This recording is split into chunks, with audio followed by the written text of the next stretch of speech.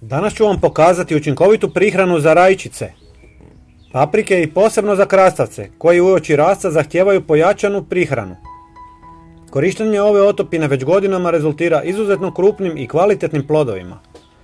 Hranjive tvari u ovoj prihrani potiču sintezu hrane, jačaju korijenje i otpornost na bolesti i štetočine, te osiguravaju ravnotežu mikroelemenata za bolji okus, boju i nutritivnu vrijednost povrća.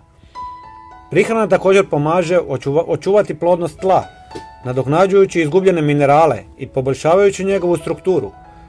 Za pripremu u pola litre tople vode dodajte žlicu drvenog pepela, bogatog kalijem, fosforom, kalcijem i magnezijem, koji su ključni za rast biljaka te poboljšavaju pH vrijednost i kontroliraju štetnike i bolesti. Dodajte i žlicu jogurta koji sadrži korisne bakterije poput probiotika, poboljšavajući zdravlje korijena i otpornost na bolesti, te dušik i fosfor za bolji rast biljaka.